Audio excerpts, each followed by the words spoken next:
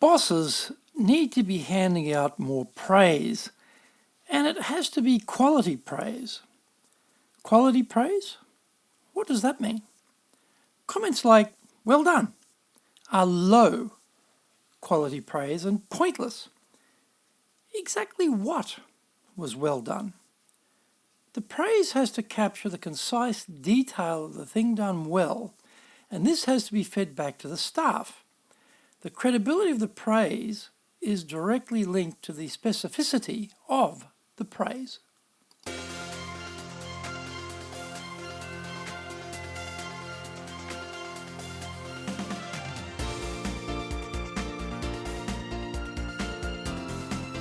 Konnichiwa and welcome to the Leadership Japan series. And I'm your host in Tokyo, Dr. Greg Story, President of Dale Carnegie Training Japan. And much more importantly, you are a student of leadership, highly motivated to be the best in your business field. Today's show is brought to you by our Dale Carnegie course. This course focuses on the 5 drivers of business success: confidence, communication, leadership, people skills, and stress management. This course is running at a 98.3% average satisfaction rate over the last 5 years. So we know it works very well here in Japan. Hosted in-house or send people to our public programs. If you have a performance or people challenge in Japan, then maybe we can help you. Contact me at greg.story@dalecarnegie.com.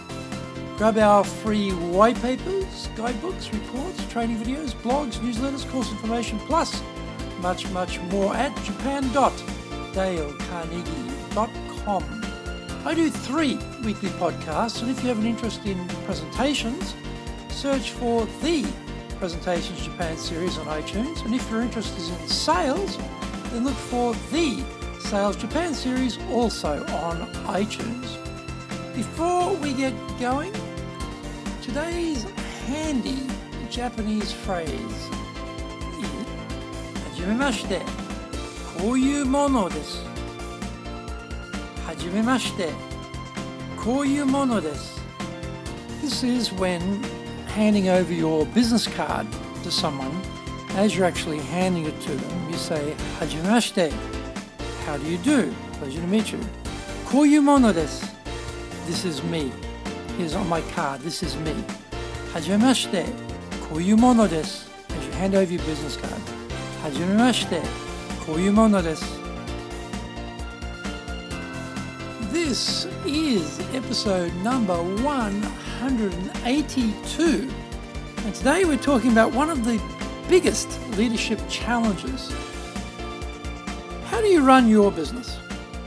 Sharp on the cost control, right on top of the quality, working hard on building the brand, watchful of competitors, full throttle on appealing to shareholders and stakeholders.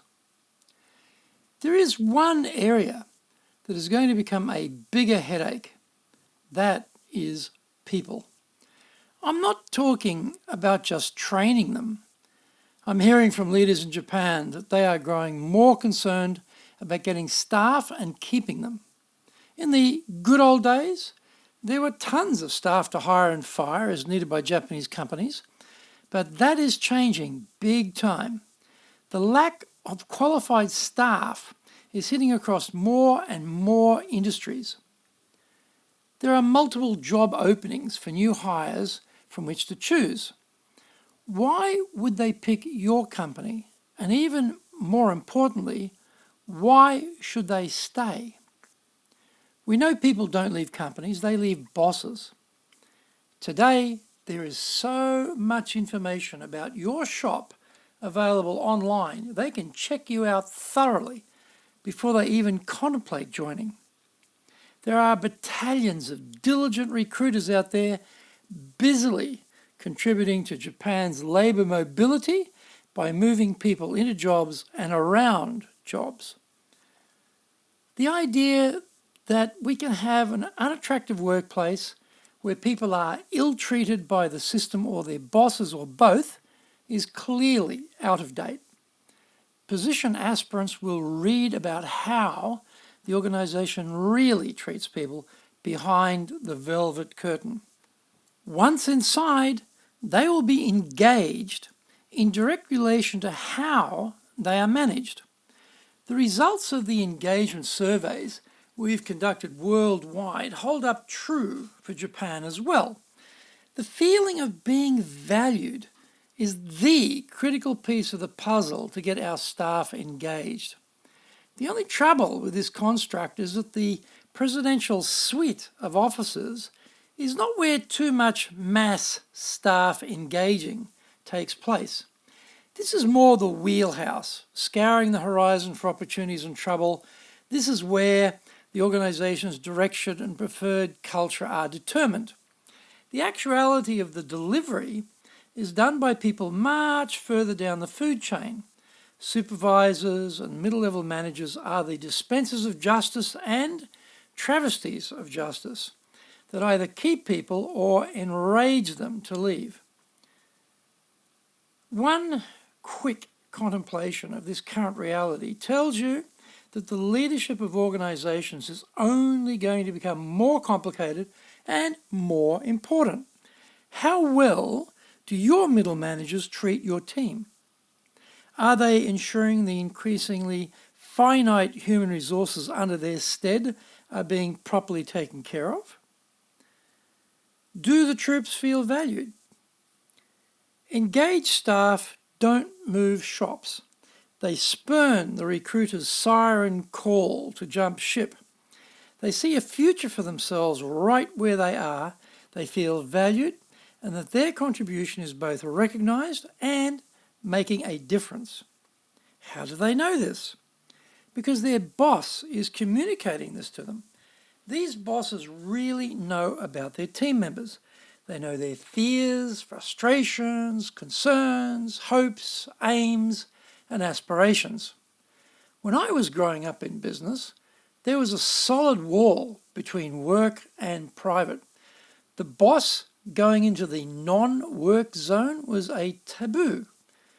This is no longer applicable today, as so many face issues with aging parents and the younger employees want a more holistic approach from the company. To date, the pressure on bosses to produce numbers have mainly been concentrated on revenues. Now, in addition to that, the pressure to retain staff and maintain low turnover numbers has become more critical. Flexibility is bending the previously rigid HR rules in companies. In fact, it is changing HR. The classic Japanese model of HR focus is that of enforcers, meting out penalties for breaking the rules, punishing them by dispatch to remote provinces, or mentally torturing miscreants until they crack and quit. The idea of the HR partner in the business is still catching on in Japan, and the rule police role is still the default mode. Reality has collided with demographic trends. More wives are working, staff need to take time off to take their parents to hospital, to stay at home when their kids have a fever or break their toe or get a cold or refuse to go to school. They need to have their request to work from home granted and not be judged slackers and doubtful future management material. They may need to come in late or go home early. Disloyal travesties in the current regime thinking in most Japanese companies. Bosses need to be handing out more praise, and it has to be quality praise. Quality praise? What does that mean? Comments like, well done, are low quality praise and pointless. Exactly what was done well? The praise has to capture the concise detail of the thing done well, and this has to be fed back to the staff. The credibility of the praise is directly linked to the specificity of the praise. It also has to be timely. Saving praise up for the annual review, like a Christmas present to be delivered on just one day of the year, is an antiquated idea. The impact of the credible praise is directly linked to its proximity to the event that deserves the praise. The boss as supercoach is also a new idea that will only grow in importance in Japan. The can't delegate boss is an anachronism in this era. Delegation is how we train people to take over our jobs and not some happy dumping ground for our workload.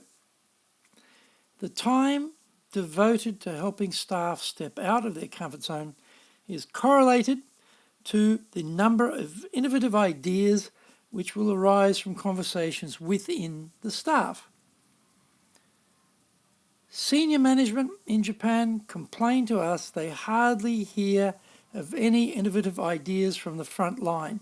The reason is simple. The middle managers are doing a poor job engaging and encouraging their people.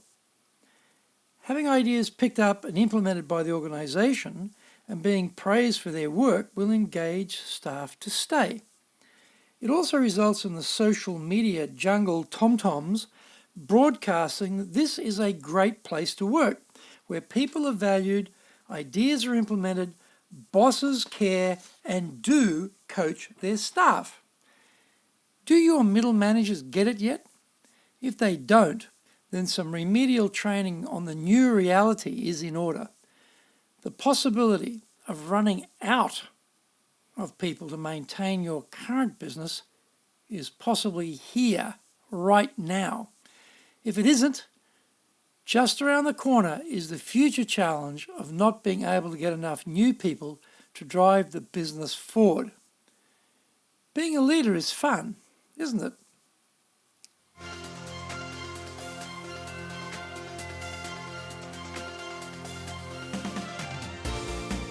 Thank you for joining the Leadership Japan series. If you found the program useful, then help other students of leadership and share it around. As mentioned, if you have a performance or people challenge in Japan, then maybe we can help you. Contact me at greg.story@dalecarnegie.com. Also remember to access your Dale Carnegie training free reports, white papers, guidebooks, training videos, blogs, newsletters, course information, plus much more. Then go to japan.dalecarnegie.com. Check out my other podcast, the Presentations Japan series and the Sales Japan series on iTunes.